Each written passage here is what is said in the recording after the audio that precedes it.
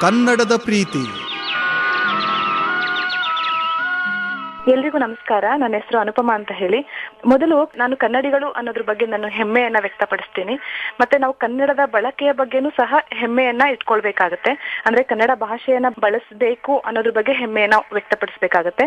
ಮತ್ತೆ ಇನ್ನೊಂದು, ಶುಭಾಶಯಗಳನ್ನ ಹೇಳ್ಬೇಕಾದ್ರೆ ಅದನ್ನ ಆದಷ್ಟು ಕನ್ನಡದಲ್ಲಿ ಹೇಳ್ಬೇಕು. ಅಂದ್ರೆ ಹ್ಯಾಪಿ ನ್ಯೂ ಇಯರ್ ಇರ್ಬೋದು ಅಥವಾ ಹ್ಯಾಪಿ ಬರ್ತ್ಡೇ, ಇಲ್ಲಿಯೂ ಸಹ ಕನ್ನಡವನ್ನ ಬಳಸಬೇಕಾಗತ್ತೆ. ಮತ್ತೆ ಕನ್ನಡದ ನಾಟಕಗಳನ್ನ ನಾವು ಪ್ರೋತ್ಸಾಹಿಸಬೇಕು. ಮತ್ತೆ ಇನ್ನೊಂದೇನಂದ್ರೆ, ಈಗ ಸಾಮಾಜಿಕ ಜಾಲತಾಣಗಳಲ್ಲಿ ಅದು ಇಮೇಲ್ ಆಗ್ಬೋದು ಅಥವಾ ಇಂಟರ್ನೆಟ್ ಯಾವುದೇ ಆಗ್ಬೋದು, SMS ಗಳಿರ್ಬೋದು, ಇಲ್ಲೂ ಸಹ ನಾವು ಕನ್ನಡವನ್ನ ಆದಷ್ಟು ಬಳಸಬೇಕು. ಸಂವಹನ ಮಾಡ್ಬೇಕಾದ್ರೆ ಕನ್ನಡ ಭಾಷೆಯನ್ನ ಬಳಸಬೇಕಾಗತ್ತೆ.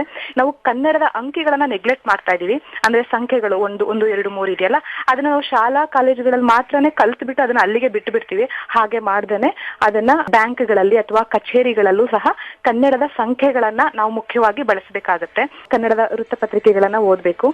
ಒಟ್ಟಾರೆ ನಾವು ಕನ್ನಡಿಗಳು ಅನ್ನೋದ್ರ ಬಗ್ಗೆ ಹೆಮ್ಮೆಯನ್ನ ಇಟ್ಕೊಂಡು ಕನ್ನಡ ಭಾಷೆಯನ್ನ ಹೆಮ್ಮೆಯಿಂದನೇ ಮಾತಾಡಬೇಕು ಅಂತ ಹೇಳ್ತೀನಿ. ಜೇನಿನ ಹೊಳೆಯೋ ಹಾಲಿನ ಮಳೆಯೋ ಸುಧೆಯೋ ಕನ್ನಡ ಸವಿ ನುಡಿಯೋ. ಇದು ಮೈಸೂರು ಆಕಾಶವಾಣಿಯ ಕೇಳುಗರ ಮನದಾಳದ ಮಾತು.